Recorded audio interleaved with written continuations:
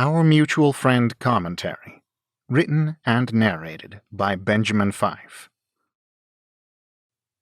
Dedicated to our mutual friend, Mr. Charles Dickens, and also to the creators of the show Person of Interest, without whom it may have been a while longer until I myself read Our Mutual Friend.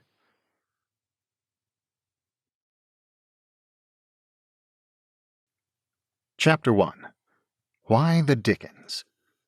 Charles Dickens, born February 7, 1812, died June 8, 1870, penned more than 20 novels in his lifetime, ranging from his diminutive Christmas works, such as A Christmas Carol, clocking in at about 28,000 words, to the behemoth Bleak House at a whopping 361,000 words.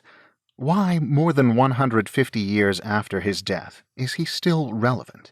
Why would anyone undertake the effort to read, oftentimes repeatedly, his loquacious works? And why the dickens am I embarking on the monumental undertaking of writing commentary and narrating the audiobooks of his complete novels? The last question is undoubtedly easiest for me to answer, as it is the one I'm most qualified to answer. Quite simply because I want to. My first recollections of Dickens was either the 1968 movie Oliver, airing on PBS in my earliest memories, and its accompanying 33 1/3 LP soundtrack, listened to repeatedly in our home, or possibly Mickey's Christmas Carol, which originally aired in 1983. Either way, Dickens was filtered to me in such a way that it captured my imagination in my formative years. As I grew up, as so many in Western civilization, I encountered probably dozens of iterations of A Christmas Carol. I cannot honestly say when I first read Dickens' actual words. It may have been in my teens, but undoubtedly by my 20s, I began an annual reading of his ubiquitous A Christmas Carol. I became enamored with his turn of a phrase, his vivid painting of a scene. Before I had read much Dickens, I had heard the erroneous statement that Dickens was paid by the word. If he were, I bet he would have written more than he did, but perhaps not as well as he did. Dickens had a way of turning something small inside out and examining it from an obscure perspective that puts the reader in the story when the language and proper emphasis is understood. Which brings me to another main reason I feel drawn to narrating the complete novels of our mutual friend, Mr. Charles Dickens. My own siblings are not particular fans of the wordsmith. With the more than 20 times I've read A Christmas Carol, I still seem to learn some new gem or why he used a certain phrase every time I read it. When approached by the woot and yeet meme-driven average 21st century mind, a silent reading of Dickens' works loses much of its meaning as our sound-bite-trained brains lose attention. I confess that sometimes when I have read his works, I've zoned out and have had to go back to figure out what I just read. A similar thing will happen when listening to an especially poor performance of an audiobook. If the narrator does not understand the wit of a passage, it may fall flat on the listener's ears as well. I claim no perfect performance of anything that I've narrated. There have been times when, after the audiobook is for sale, I've read the book to my family and catch a joke that I missed entirely in my original performance. Prior to my days as a professional audiobook narrator, I took it upon myself to use my daily 1-hour commute to listen to the complete works of Charles Dickens. My initial outlet for this task was LibriVox. There are some very talented volunteer narrators if you choose to go that route. There are also some volunteers who, it seemed to my ears, were using LibriVox as an outlet to learn to read. My initial experience with Bleak House was bleak indeed. I couldn't finish it. There are some skilled volunteers. If your pocketbook can't afford to pay for an Audible subscription, or Chirped, etc., my recommendation is first, avoid all LibriVox recordings that are not a solo project. It's just too much mental effort to perceive different narrators' interpretations of a cast of characters as broad as Dickens usually provides. Still, why me? Why does Benny Fife think he's good enough to narrate Dickens? I'm not even English. Nobody gets mad if Tom Holland plays Peter Parker from Brooklyn, or Benedict Cumberbatch plays an Indo-Pakistani Khan. Wait, some people did take issue with that one. There are quite possibly hundreds or even thousands of versions of A Christmas Carol that have been recorded from the likes of Sir Patrick Stewart to George C. Scott. Why me? Because even when you listen to an A-list narrator like George Goodall's performance of Our Mutual Friend, for example, there are errors. Not many, but I listened to his remarkable performance, and I heard them. Gave me hope for my future career. And maybe I don't like the way he voices a particular character. Undoubtedly, there will be those who will take umbrage to my choice of characterizations in this production. It is my hope that as folks listen to my performance, they will hear what Dickens had in mind, and maybe a little more. An audiobook, to me, is a three-way partnership, an intermingling of imaginations of the author, the narrator, and ultimately, you, the listener. To date, this will be the second of Dickens' novels that I've narrated, the first being A Christmas Carol, available for free on SoundCloud. Frankly, I'll probably record it again to improve the production in the future. What made me pick Our Mutual Friend next, instead of one of his other works? It's my favorite of his long-form books. When I first listened to an audiobook version of it, I was just starting my narration career and had not yet canned the day job. I was enjoying myself enough and committed enough to the craft that I knew it would one day become my job. When I heard the character Silas Wegg described, and his position as hired by Mr. Boffin, I was struck with the idea. Hey, that's my job. I get paid to read to people. Never mind Mr. Wegg's questionable life choices from there on out. I adore Naughty Boffin's description of Wegg's duties to Mr. John Harmon upon their first encounter. "You see," returned Mr. Boffin, with a confidential sense of dignity, "as to my literary man's duties, they're clear. Professionally, he declines and he falls, and as a friend, he drops into poetry." I don't know if I'll ever ascend to the heights of Mr. Wegg in approaching the decline and fall of the Roman Empire, but in the very least, I aim to hopefully bring some of my listeners from other lighter works on over to the brilliance that is Our Mutual Friend, both this book and Mr. Dickens in general, to hone my own skills as a performer and narrator, and hopefully even meet the approval of some Dickens aficionados well beyond my level of expertise. For those willing to stick with me through this endeavor, I welcome you and look forward to hearing from you along the way. In the meantime, borrowing from another work by Our Mutual Friend, may it haunt your houses pleasantly, and no one wish to lay it. Your friend and servant, Benny Fife, February 2023.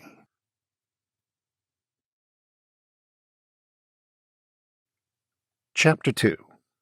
Read Dickens. Expand your mind. Expand your vocabulary. Dickens is too wordy. A common complaint. I thought we would take a page out of Miss Peacher and Mary Ann's book and do a little pedagogy. Dickens is undoubtedly loquacious, and sometimes our 21st century brains just don't quite catch on to a particular term the first dozen times we read it. Even though I've read A Christmas Carol no less than 20 times, I think there are still a dozen terms I've never quite taken the time to look up to understand fully. Part of my motivation to narrate public domain works is to bring it to a broader audience. So here are about 50 terms that are less frequently encountered in modern conversation, with their definitions from the 1828 Merriam-Webster Dictionary and examples of their use in Our Mutual Friend. Bon appetit! Abstruse. Hid, concealed, hence remote from apprehension, difficult to be comprehended or understood, opposed to what is obvious. One night I go east, another night north. In a few nights I go all round the compass. Sometimes I walk, sometimes I proceed in cabs, draining the pocket of the schoolmaster who then follows in cabs. I study and get up abstruse no thoroughfares in the course of the day. Adduce. To bring forward, present or offer, as a witness was adduced to prove the fact, to cite, name, or introduce. Upon the evidence adduced before them, the jury found that the body of Mr. John Harmon had been discovered floating in the Thames. Alacrity, cheerfulness, gaiety, sprightliness, more usually a cheerful readiness or promptitude to do some act, cheerful willingness. And so, with a show of much cheerful alacrity, stumped out to the gate with a light, and there, through the window of a cab, descried Mr. Boffin inside, blocked up with books. Askance, ascant, sideways, obliquely, towards one corner of the eye. "Rokesmith, you are not proud, I hope," observed Mr. Boffin, eyeing him askance. Asperity, roughness of sound, that quality which grates the ear, harshness of pronunciation, sharpness. To which the person of the house, stretching out her arm in an attitude of command, replied with irresponsive asperity, "Go along with you. Go along into your corner. Get into your corner directly." Auricular, pertaining to the ear, within the sense of hearing, told in the ear. This dignitary, conferring in secrecy with John Rokesmith on the subject of punch and wines, bent his head as though stooping to the papistical practice of receiving auricular confession. Blandishment, soft words, kind speeches, caresses, expression of kindness, words or actions expressive of affection or kindness, and tending to win the heart. "No other," said Mrs. Lamel, laughing airily, and full of affectionate blandishments, opening and closing Georgiana's arms like a pair of compasses, "than my little Georgiana Podsnap." Cabal, intrigue, secret artifices of a few men united in a close design. "Really," says the uneasy little gentleman, "really, Mrs. Lamel, I should take it as a favour if you would excuse me from any further confidence. It has ever been one of the objects of my life, which unfortunately has not had many objects, to be inoffensive, and to keep out of cabals and interferences." Cogent. 1. Forceful, in a physical sense, as the cogent force of nature. 2. Urgent, pressing on the mind, forceful, powerful, not easily resisted, as a cogent reason or argument. "Then I will," said Fascination, and it was not a mere retort for the sound's sake, but was a cheerful, cogent consequence of the refusal, for if Lamel had applied himself again to the loaf, it would have been so heavily visited, in Fledgeby's opinion, as to demand abstinence from bread on his part, for the remainder of that meal at least, if not for the whole of the next.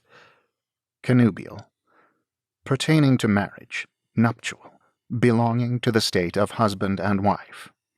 1 copperplate Mrs. Veneering, 2 copperplate Mr. Veneerings, and a connubial copperplate Mr. and Mrs. Veneering, requesting the honour of Mr. and Mrs. Boffin's company at dinner, with the utmost analytical solemnities. Corpulent, fleshy, having a great or excessive quantity of fat or flesh in proportion to the frame of the body. No one could have wished the bar bigger. That space was so girt in by corpulent little casks, and by cordial bottles radiant with fictitious grapes in bunches, and by lemons in nets, and by biscuits in baskets, and by the polite beer pulls that made low bows when customers were served with beer, and by the cheese in a snug corner, and by the landlady's own small table in a snugger corner near the fire, with the cloth everlastingly laid. Delectation, great pleasure, delight. Meanwhile, Mr. Venus, who had left the duelling frogs to fight it out in his absence by candlelight for the public delectation, put the shutters up. Dudgeon, a feeling of offence or deep resentment.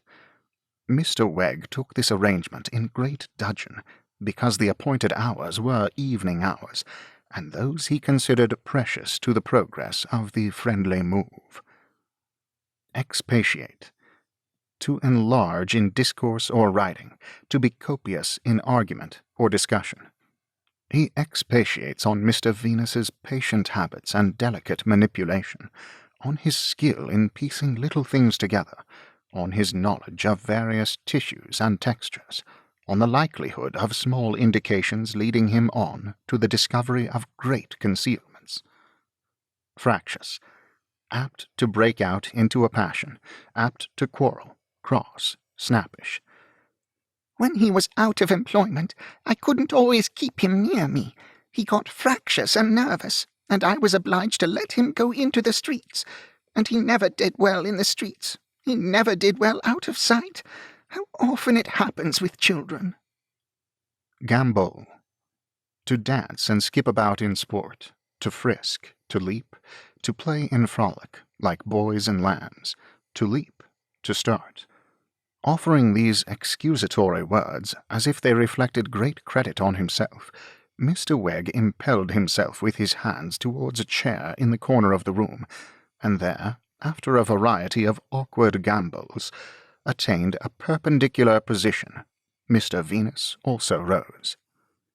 Indecorous, unbecoming, violating good manners, contrary to the established rules of good breeding, or to the forms of respect which age and station require. The whole indecorous threadbare ruin, from the broken shoes to the prematurely grey scanty hair, grovelled, not with any sense worthy to be called a sense, of this dire reversal of the places of parent and child, but in a pitiful expostulation to be let off from a scolding. Inveigle, to entice, to seduce, to wheedle, to persuade to something evil by deceptive arts or flattery. Georgiana, she will be sacrificed. She will be inveigled and married to that connection of yours. It is a partnership affair, a money speculation. Inveterate, old, long established, deep-rooted, firmly established by long continuance, obstinate. Through his most inveterate purposes, the dead jailer of Harmony Jail had known these two faithful servants to be honest and true, while he raged at them and reviled them for opposing him with the speech of the honest and true. It had scratched his stony heart, and he had perceived the powerlessness of all his wealth to buy them, if he had addressed himself to the attempt. So even while he was their griping taskmaster, and never gave them a good word, he had written their names down in his will.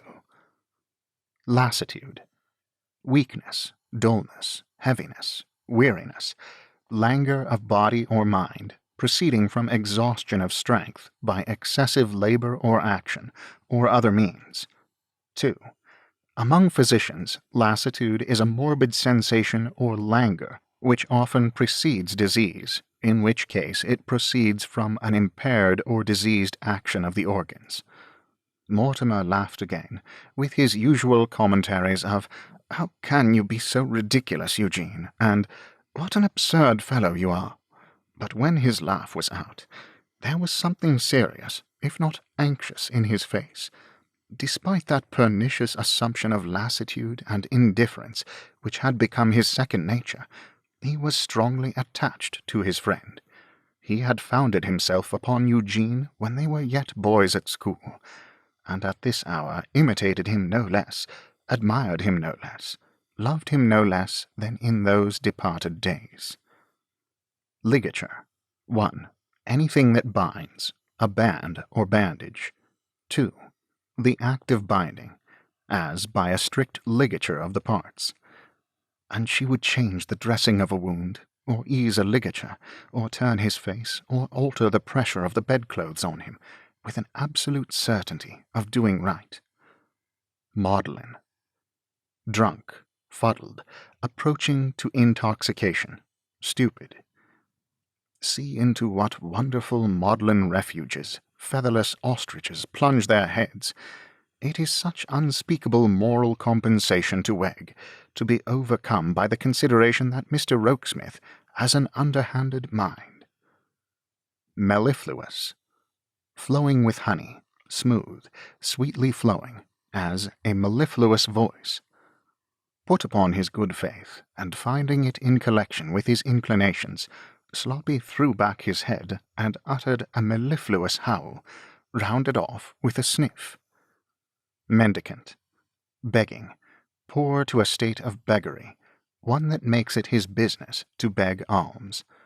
"No, your daughter Bella," said Mrs. Wilfer, with a lofty air of never having had the least co-partnership in that young lady, of whom she now made reproachful mention as an article of luxury which her husband had set up entirely on his own account, and in direct opposition to her advice. "Your daughter Bella has bestowed herself upon a mendicant." Myrmidon. Primarily, the Myrmidons are said to have been a people on the borders of Thessaly who accompanied Achilles to the war against Troy. Hence the name came to signify a soldier of a rough character, a desperate soldier or ruffian. Invisible insects of diabolical activity swarm in this place. I am tickled and twitched all over. Mentally, I have now committed a burglary under the meanest circumstances, and the myrmidons of justice are at my heels. Obdurate. 1. Hardened in heart, inflexibly hard, persisting obstinately in sin or impertinence. 2. Hardened against good or favor, stubborn, unyielding, inflexible. "Yes or no, and no half measures," was the motto which that obdurate person many times repeated, shaking his fist at Mr. Boffin, and pegging his motto into the floor with his wooden leg, in a threatening and alarming manner. Palaver. Idle talk, flattery, adulation. "Jews and generosity," said Fledgeby. "That's a good connection. Bring out your vouchers, and don't talk Jerusalem palaver." Parsimonious. Sparing in the use of expenditure of money, covetous, near, close. It differs from frugal in implying more closeness or narrowness of mind, or an attachment to property somewhat excessive, or a disposition to spend less money that is necessary or honorable. "Many years ago there lived at Cambridge a miserly old couple of the name of Jardine. They had 2 sons. The father was a perfect miser, and at his death 1,000 guineas were discovered secreted in his bed. The 2 sons grew up as parsimonious as their sire." Paroxysm. An exasperation or exacerbation of a disease, a fit of higher excitement or violence in a disease that has remissions or intermissions, as the paroxysm of a fever or gout. "She afterwards went so far as to predict that it would end in a little man whose mind would be below the average, but that was in what I may denominate a paroxysm of maternal disappointment." Penurious. 1. Excessively saving or sparing in the use of money, parsimonious to a fault, sordid, as a penurious man. 2. Scanty, affording little, as a penurious spring. "In their housekeeping they were penurious in the extreme. A joint of meat did not grace their board for 20 years. Yet when the first of the brothers died, the other, much to his surprise, found large sums of money, which had been secreted even from him." Peroration. The concluding part of an oration, in which the speaker recapitulates the principal points of his discourse or argument, and urges them with greater earnestness and force, with a view to make a deep impression on his hearers. "If," said Mr. Wegg, by way of peroration, he had erred in saying only halves, he trusted to his comrade, brother, and partner not to hesitate to set him right, and to reprove his weakness. Perspicuity. Clearness to mental vision, easiness to be understood, freedom from obscurity or ambiguity, that quality of writing or language which readily presents to the mind of another the precise ideas of the author. Would that man, sir? We will say that man for the purposes of argument." Mr. Wegg made a smiling demonstration of great perspicuity here. Would that man, sir, be expected to throw any other capacity in, or would any other capacity be considered extra? Raillery. Banter, jesting language, good-humoured pleasantry, or slight satire, satirical merriment. "Now, old un," cried Fascination, in his light raillery, "what dodgery are you up to next, sitting there with your eyes shut? You ain't asleep." Rubicund. Inclining to redness. He conducted him to the interior of the bower, and there presented him to Mrs. Boffin, a stout lady of a rubicund and cheerful aspect. Salver. A piece of plate with a foot, or a plate on which anything is presented. The coachman manifesting a purpose of coming at the company with a silver salver, as though intent upon making a collection for his wife and family. Spurious. Not genuine, not proceeding from the true source, or from the source pretended, counterfeit, false, adulterate. But hark! A carriage at the gate, and Mortimer's man arrives, looking rather like a spurious Mephistopheles, and an unacknowledged member of that gentleman's family. Stentorian. Extremely loud, able to utter a very loud sound. Among those who were ever and again left behind, staring after the equipage, were many youthful spirits, who hailed it in stentorian tones with such congratulations as, "Noddy Boffin! Boffin's money!" Tautology. A repetition of the same meaning in different words, needless repetition of a thing in different words or phrases, or a representation of anything as the cause, condition, of consequence of itself. Yes, regarding my respected father, let me shorten the dutiful tautology by substituting in future MRF, which sounds military, and rather like the Duke of Wellington. Truncheon. A short staff, a club, a cudgel, a batoon, used by kings and great officers as a mark of command. Mr. Wegg opens the gate, descries a sort of brown paper truncheon under Mr. Venus's arm, and remarks, in a dry tone, "Oh, I thought perhaps you might have come in a cab." Vagary. A wandering of the thoughts, a wild freak, a whim, a whimsical purpose. Anyhow, your vagaries have increased the bill. Calls the domestic virtues vagaries, exclaimed Eugene, raising his eyes to the ceiling. Veracious. Observant of truth, habitually disposed to speak truth. Albeit it was heard afterwards, as will afterwards be read in this veracious register of marriage. See? Now don't you feel a little smarter?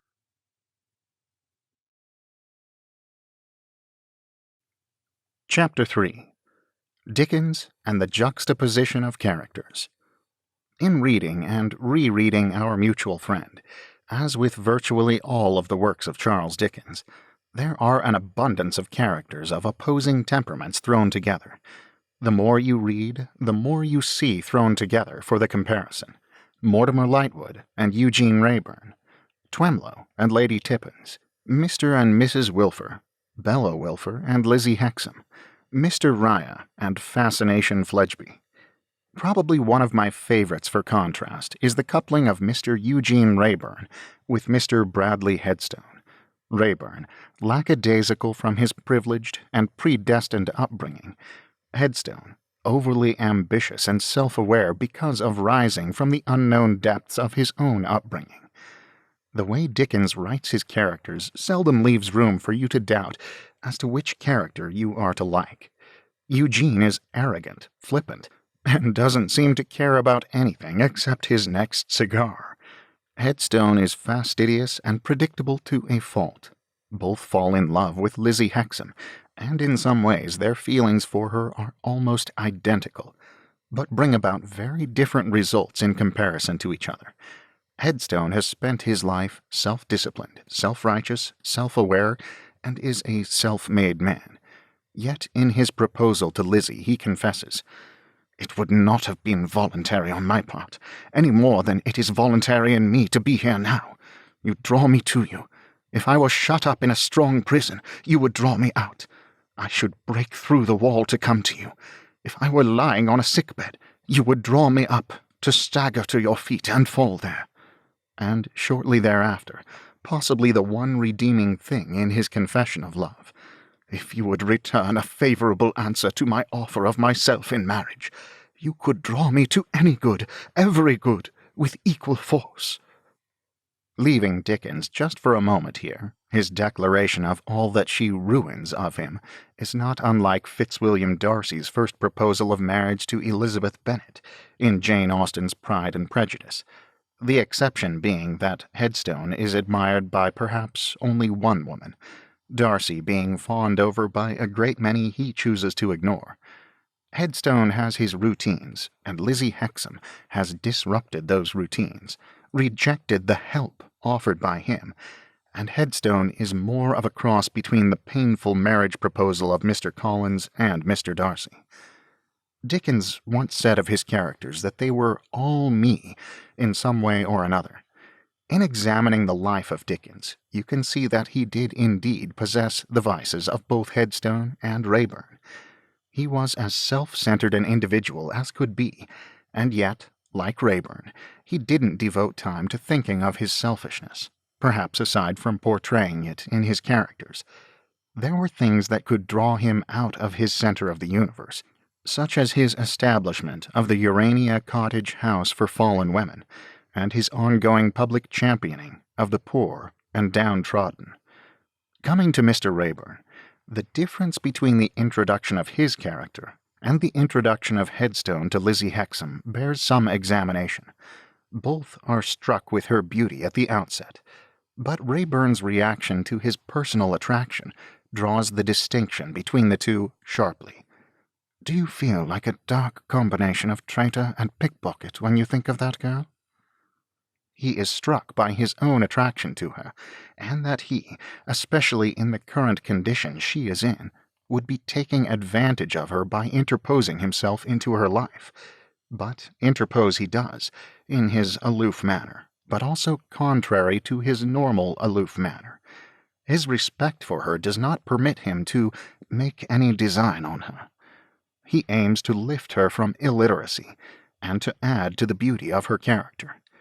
We see the opposite in Headstone, who, though intimately aware of that charitable and self-effacing character through her promotion of her ungrateful brother's education, sees himself as the one condescending to come down to her level.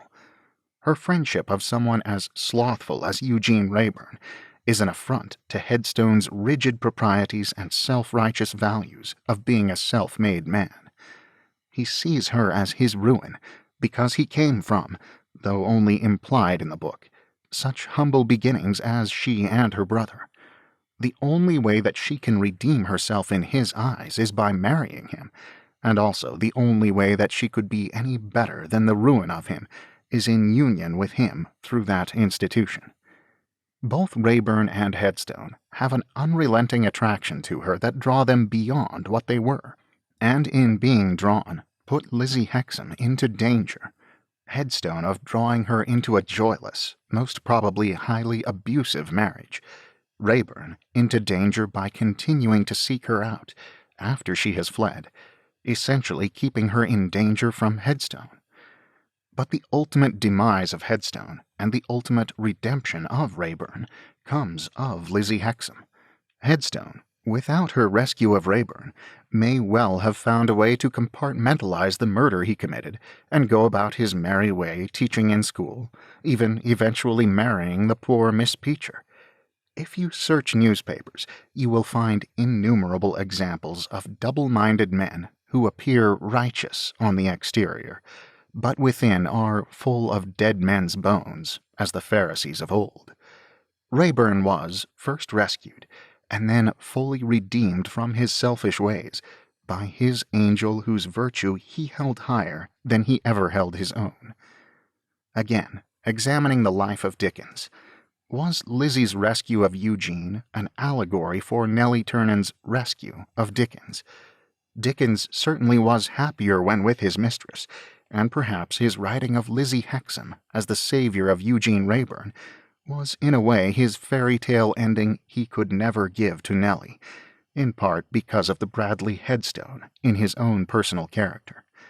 Dickens may have wished he cared as little of what people thought of him as Eugene Wrayburn, but the evidence left behind suggests that he was at least as concerned with the Dickens brand reputation as a pillar of what family should be. I like to think that Twemlow's reflection at the end of the book is a tacit declaration that, regardless of what society may think of any given couple, the thing of most importance is the actual feelings of that couple towards each other.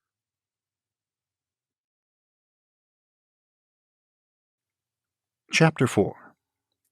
The Poor You Have Always Among You.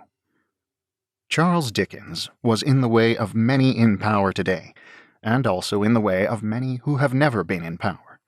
Firstly, he was a white male, which, through no design of his own, opened several doors that would have been unavailable, especially in 19th century England, had he been either female or of any number of darker complexions.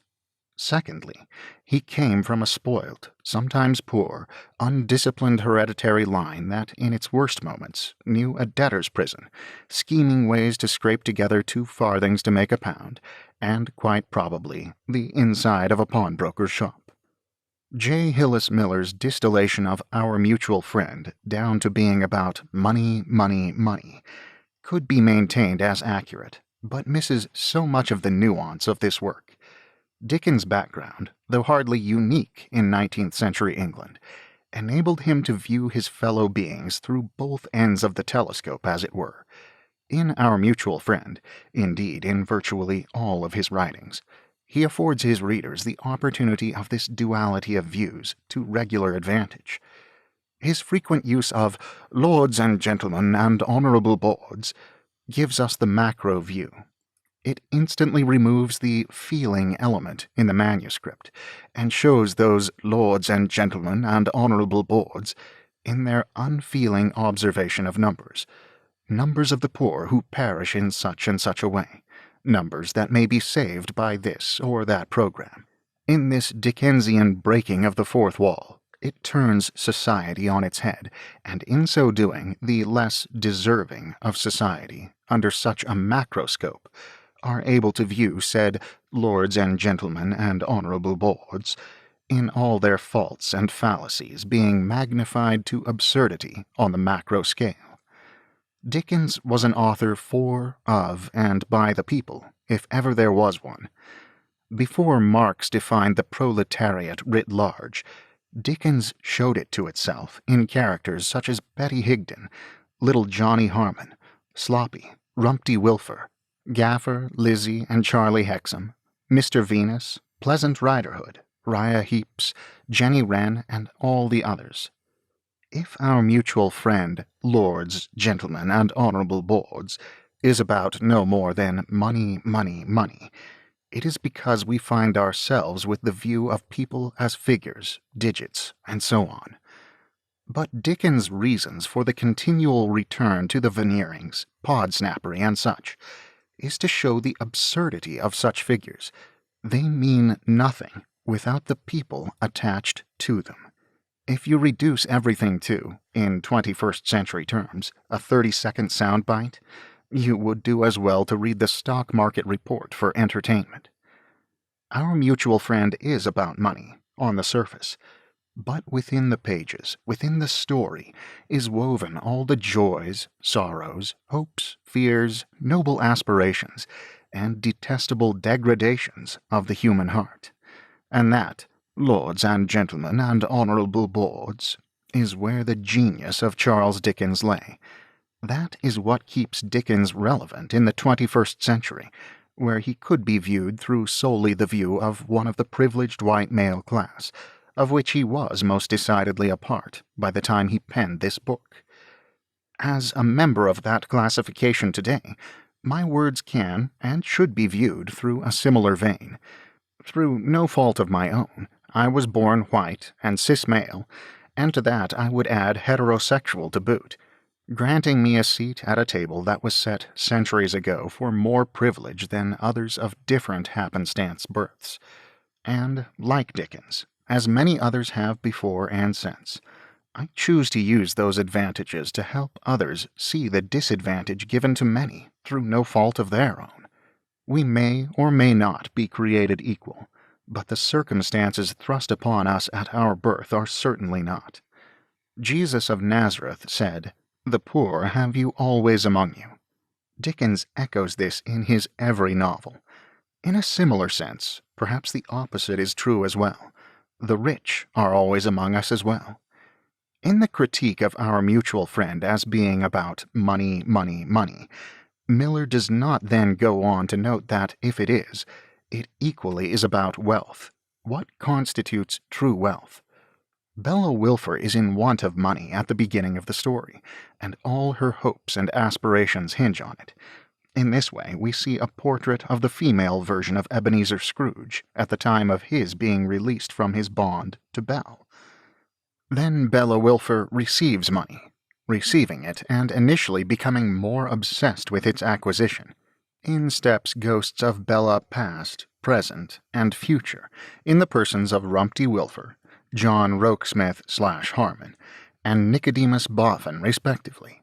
Though these mortal ghosts interact with Bella over a much longer and intermixed period than Scrooge's attendant spirits, the means and ends are somewhat of a similar method, albeit catching her in her avariciousness long before her miserly ambitions had taken a solid root. But Dickens' readers are shown through the eyes of Bella Wilfer that, indeed, the poor are always among us, as are the rich. But to be poor in spirit or wealthy in heart are much different than Boffin's reduction of what matters to Bella being reduced to LSD. To simplify for those who may not have caught on, Boffin is of course not referring to the hallucinogenic drug lysergic acid diethylamide, which would come upon the world in the 20th century, but drawing a vertical line through the center of each letter, signifying the items that make the little slips of paper or change in the bottom of your pocket, the small card of plastic now in your 21st century wallet, or the cryptocurrency kept in the ether, actually mean something more than just numbers. In 19th century terms, L, pounds, S, shillings, D, pence. If Dickens were to write today, he may have just as well said BSE, Bitcoin, dollars, euros. But reducing the matters of heart and happiness to figures is what Mr. Boffin, Bella Wilfer's stand-in for the ghost of Christmas yet to come, is given to reflect on her manners, on what matters, and on who matters. Bella, as Scrooge, is victorious in learning her lessons from all three teachers. She becomes, much as Scrooge does, giddy in her acceptance of life as it comes to her, and determined to make a good show of whatever that may be, by embracing the true matters of import to the heart, family or relationships, kindness and gratitude. Only by embracing the three does she become her best self, her wealthiest self. Despite her eventual co-inheritance of the Harmon estate, the lessons she learned show her what truly matters, and likewise show the reader that regardless of our station in life, we can likewise embrace the wealth we have around us in kindness and gratitude in our relations. To extrapolate further, just as the poor are always among us, so are the miserable. They may not appear miserable on the exterior. Only by removing the absurd microscopes and macroscopes through which we often view each other and society can we be truly wealthy of heart. There are those on any end of the socio-economic spectrum in need of a little more joy. But it also behooves us to remember that, as Betty Higden of the Lords and Gentlemen and Honorable Boards, perhaps she could have had a better view of the charitable institutions and opportunity for her personal improvement, had she 10,000 a year. Look for those who are in need, physically, emotionally, and socially. Be kind. Have gratitude for what you have and the abilities you did not ask for. Lift up the Lizzie Hexams, Betty Higdons. If you have a John Harmon Sr. in your life, realize how lonely he must be. You doubtless have encountered a Mr. Venus, Mr. and Mrs. Lamel, Fledgeby, Podsnap, Twemlow, Silas Wegg, and all the others. All types are always among us. We have a daily choice as to what kind of person we will be. Choose to lift and to love.